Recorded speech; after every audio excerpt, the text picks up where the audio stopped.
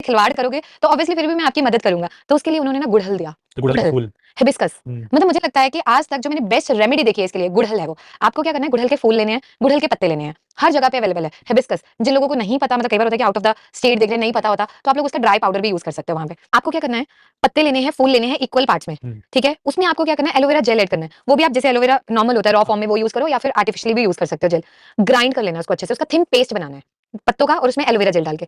उसके बाद क्या करना है, अपने पूरे बालों में पार्टीशन करते जाओ और लगाते जाओ स्लेब को पूरा स्कैल्प तक, ठीक है। जनरली मैं एक और आपको आज चीज बताती हूँ बड़ी नॉलेज वाली, पहले आप इसको सुनिए कि आपने लगा लिया और उसके बाद 1 घंटे तक उसे लगा के रखना है, और उसके बाद आप शैम्पू करके उसे वॉश कर लो, ठीक है। ये रेमेडी आप ट्वाइस इन अ वीक और थ्राइस इन अ वीक आप फॉलो करना स्टार्ट करो। जितनी आपके स्कैल्प में डैंड्रफ है, जितनी ड्राइनेस है, हेयर फॉल है, स्प्लिट एंड्स हैं, हेयर थिनिंग है, सारा रिवर्स हो जाता है। मेरे एक पेशेंट है, उनके ना यहाँ पूरा इतना वो हो गया था, तो मैंने अपने YouTube चैनल पे एक वीडियो शूट की थी इसके रिगार्डिंग। तो वो 3 महीने बाद मेरे को थैंक्स बोलने आए थे, रोहिणी की पेशेंट है, कि मैम ये मेरे यहाँ से पूरे गंजा हो गया था, ये देखो ये पूरा रिकवर हो गया सिर्फ आपकी रेमेडी से। तो कहने का मतलब कि रेमेडी इतना अच्छा काम करती है, आपको पेशेंस रखना है। ये पहली चीज। दूसरी चीज जो आपको अपनी डाइट में ऐड करनी है वो है आंवला पाउडर, क्योंकि आंवला आपके हेयर्स पे बहुत अच्छा काम करता है, वो पंचरसी युक्त है, ठीक है। मधुर, अम्ल, कटु, तिक्त, कषाय, पांचों ऐसी प्रॉपर्टीज है जो सारी चीजों पे काम करेंगी, ठीक है। जब वो काम करेगा तो हेयर की ग्रोथ को वो इंप्रूव करता है। उसके बाद जब आप ये रेमेडीज करो, इसके साथ में आप घर पे एक सीरम बना सकते हो जो बालों को ग्रो करने में और मोटी छोटी चैलेंज टाइप वो काम करता है, ठीक है, जो बालों के मतलब फॉलिकल्स को रिपेयर करता है। और मतलब इसका जो रिजल्ट है ना हिमांशु, 1 से 2 महीने में अगर गंजा इंसान भी फॉलो करे ना, तो उसमें से भी मैं कह रही हूँ 60 से 70% लोगों में आना स्टार्ट हो जाता है। इंप्रूवमेंट बहुत अच्छा है, बहुत फास्ट है, पर लोग ना एफर्ट नहीं करते, कुछ दिन करने के बाद लगता है छोड़ यार, नहीं देखा छोड़ दे, हर चीज टाइम लेती है। टाइम लेती है, ठीक है। क्योंकि हमारा जो ह्यूमन ने धनिया लेना है, हरा धनिया। अब तो सीजन है, मार्केट भरा पड़ा है, ठीक है। आप 10 रुपए का ला के रख लोगे तो वो भी इतना ज्यादा गुच्छी गुच्छी भर के आता है। उसका जूस निकालना है, धनिया को मिक्सी में ग्राइंड कर लो। भाई जिनके बाल बिल्कुल उड़ चुके हैं यहाँ से पूरा गंजा बना है, डेली आपको उसका लेप अपने बालों पे लगाना है, डेली सोने से पहले, या फिर उसका टोनर बना लो। जब आपने उसको ग्राइंड किया उसका जूस निकाल लो, बाकी फेंक दो, और उस टोनर के अपने बालों में पूरी स्प्रे कर लो। कीप इट ओवरनाइट, सुबह आप पानी से धो लो, शैम्पू की नीड भी नहीं, डेली 2-3 दिन बाद शैम्पू कर लो। बस इस रेमेडी को करो, उसके बाद ना आप हिमांशु को लिटरली आके कमेंट करोगे हिमांशु ये अब तक की बेस्ट रेमेडी हमने देखी है, और इसने हमारी लाइफ को ऐसे चेंज कर दिया है। तो इतनी इफेक्टिव है। इतनी इफेक्टिव है ये। मैम ये तो आपने 2 लेप बता दिए, एक तो आपने बताया था गुड़हल के फूल का, लेकिन गुड़हल के फूल में ना मैं क्लैरिटी चाहता हूँ। बहुत वैराइटीज के गुड़हल के फूल मार्केट में हैं, बहुत रंग के गुड़हल के फूल हैं। देखो बाकी सारे हाइब्रिड हैं जिसमें ग्राफ्टिंग की गई है ना, ये सब चीजें। जो गुड़हल एक्चुअली में तो रेड कलर वाला है, जिसमें रेड कलर के फूल है, बीच में से एक डंडी निकलती है, उस पे येलो येलो वो स्पॉट आता है, रेड देसी गुड़हल देसी गुड़हल। वो हाइब्रिड नहीं लेने जिसमें अंदर से 4-4 5-5 पेटल की लेयरिंग होना स्टार्ट हो गया, वो चीज नहीं। रेड कलर वाला बिल्कुल बेसिक जो सबसे पुराना वो गुड़हल है, सबसे बेस्ट काम करता है। तो मैम ये तो आपने ना हमें बता दिया कि एक्सटर्नली हम क्या लगा रहे हैं सिर पर, उसके साथ आपने बताया कि आंवला पाउडर आपको इंटरनली लेना है। लेकिन जो आंवला पाउडर की आपने बात की, बहुत से लोग ऐसे हैं, बहुत से लोग हैं जिन्हें आंवला से एलर्जी है, और बहुत से लोग ऐसे हैं जिन्हें आंवला खाने के बाद लूज मोशन लग जाते हैं, क्योंकि जब कॉन्स्टिपेशन होता है तो हरड़ बहेड़ा आंवला खाने के लिए कहा जाता है, हाँ। लेकिन जब लूज मोशन साथ क्या खा रहे हो, आंवला को आप गर्म पानी के साथ लोगे वो लेक्सेटिव का काम करेगा। लेकिन अगर आंवला में आप शहद मिला के उसका पेस्ट बना के 2 ग्राम की मात्रा में लोगे तो वो आईबीएस वाले पेशेंट को भी बेनिफिट देगा, क्योंकि आईबीएस जो है वो वातज रोग है, आमाशयगत रोग है, ठीक है, और साइकोलॉजिकल डिसऑर्डर है। खाने के तुरंत बाद आपको वो सिग्नल वैसा मिल रहा है, तो वहां पे वो स्तंभन का काम भी करता है। अच्छा, तो मतलब ज्यादा अच्छा रहेगा कि आप शहद के साथ आप इस केस 1 चम्मच सिंपल, देखो 2 वे लो, चिया और सब्जा में थोड़ा सा डिफरेंट होता है, चिया सीड्स आप लोगे वो भी उतना ही काम करता है, रिचिन ओमेगा 3 दोनों, वो भी डायरेक्टली बोन पे इंपैक्ट करते खाने का हैं। तरीका क्या है? 1 चम्मच सिंपल, देखो 2 वे हैं, चिया सीड्स या तो आप सिंपल चम्मच आधा लेके पानी से निगल लो, या फिर पानी में आप उसको सोक करके रखो, किसी को वो जो है पल्प सा हो जाता है, पसंद नहीं आता, नहीं ले पाते, तो आप उसे अवॉइड कर सकते हो, सैलेड पे ले सकते हो, मतलब किसी भी वे में आप लो जैसे आपको कंफर्टेबल है। एट द एंड बॉडी में वो चीज जानी चाहिए, मेरा ये मानना है। और अलसी का बीज भी इसी तरीके से अलसी के तो सिंपल रॉ फॉर्म में आप आधा चम्मच भी लोगे, 1 चम्मच यानी कि जो नॉर्मल टीस्पून होता है, टेबल स्पून नहीं लेना, बहुत ज्यादा हो जाएगा, अभी तो गर्मियां चल रही हैं, तो आप सिंपल फॉलो करो। लेकिन इसके साथ में ना मैं आपको एक चीज बताती हूँ, बहुत सारे लोग इस चीज को देखेंगे, वो तरह तरह के जब शैम्पू यूज करते हैं ना, और अगर आप शैम्पू को स्कैल्प में पूरा लगाते हो तो वहां पे ड्राइनेस और डेंड्रफ होता है। शैम्पू को पहली बात तो कभी डायरेक्टली अप्लाई नहीं करना चाहिए। जब भी आप यूज करो पानी में शैम्पू को डालो, उसको डाइल्यूट करो और फिर लगाओ अपने हाथ पे डाल के, फिर बालों पे ऐसे, कभी भी ऐसे पूरे स्कैल्प पे नहीं लगाना चाहिए, वो स्कैल्प की पीएच ही खराब कर देता है, बहुत ज्यादा हार्मफुल है।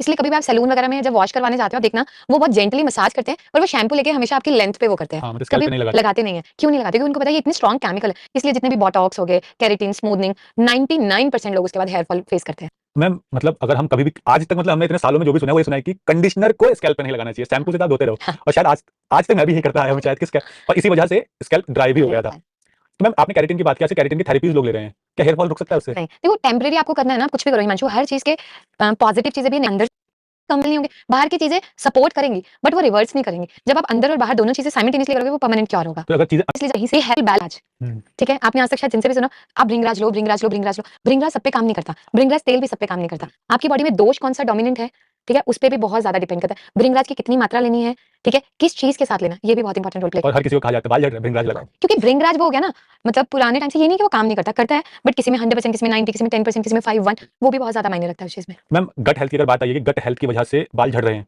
तो यानी कि हम क्या खा रहे हैं बहुत मैटर करेगा। तो कैसे, देखिए गट तो अपने आप में बहुत बड़ा टॉपिक है, तो अगर आप ब्रीफ में बताना चाहिए कि कैसे हम अपने गट को हेल्दी रखें।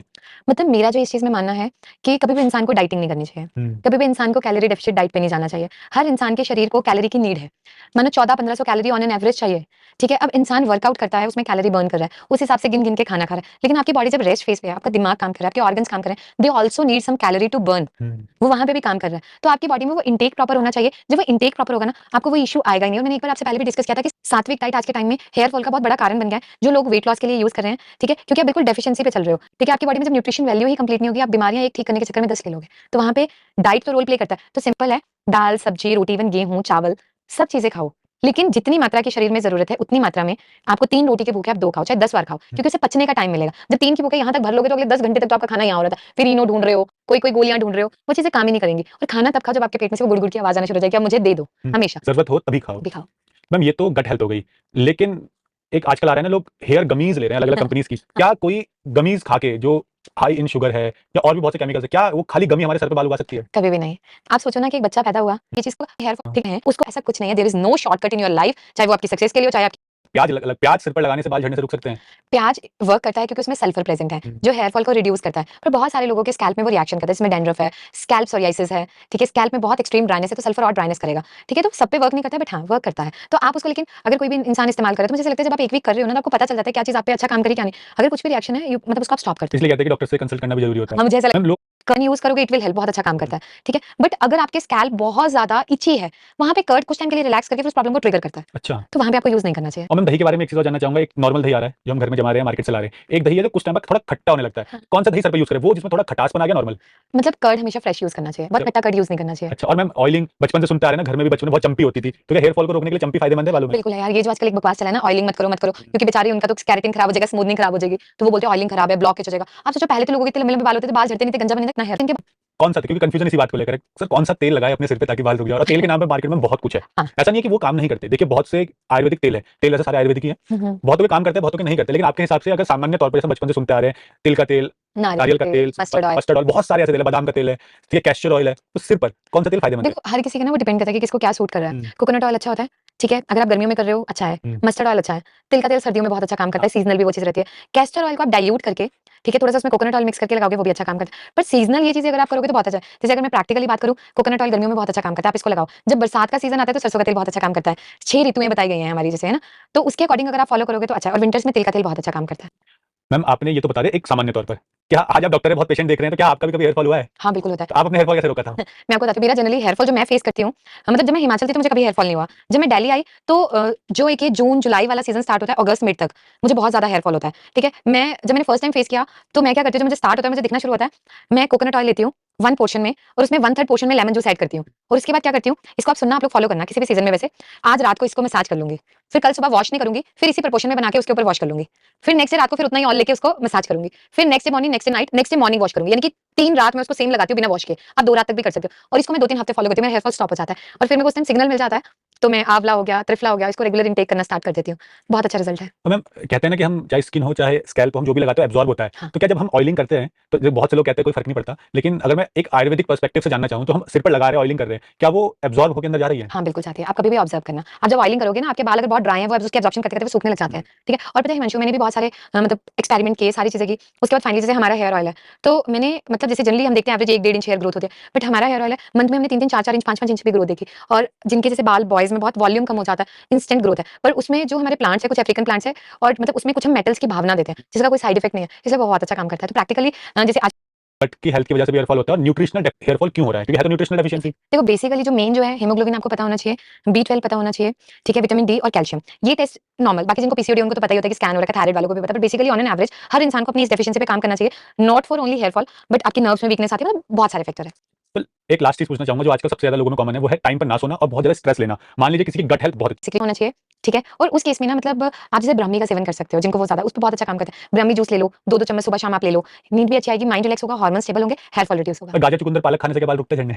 वो बॉडी को सारे को स्टेबल करती है, क्योंकि वो लिवर पे वर्क कर रही है, डिटॉक्सिफिकेशन पे वर्क कर रही है, directly there is no correlation कि आप इससे हेयर फॉल रोक सकते हो। कोई एक पर्टिकुलर एक या ऐसे 2 रेमेडी या कोई फूड आइटम नहीं है जो बालों को रोक सके? ये कोई भी शॉर्टकट नहीं, होलिस्टिक मैनेजमेंट है। हाँ, मतलब मैंने कहा ना कि जैसे बायोडाइवर्सिटी एक चेन है, ठीक है, वो चेन है ये, and you have to follow each step properly, जिसमें आप पूरी वो मंजिल तक पहुंच और सकें। उसमें ये 7 एलिमेंट है, रस, रक्त, मांस, मेद, अस्थि, अस्थि, मज्जा, मज्जा, शुक्र, शुक्र। ये पूरे 7 एलिमेंट जब ये प्रॉपर सातों बैलेंस होंगे तब आपकी ओज बनेगी, जो 8वां है बेचारी आपकी इम्यूनिटी। हाँ, और जब तक वो नहीं बन पाएगी तब तो तक फिर आपके इंसान बाल भी ठीक से नहीं हो पाएंगे। तो मैम आपका बहुत बहुत धन्यवाद थैंक यू सो कि मच। आपने हमें ब्रीफ में बताया कि कैसे आप अपने हेयर फॉल को रोक सकते हैं और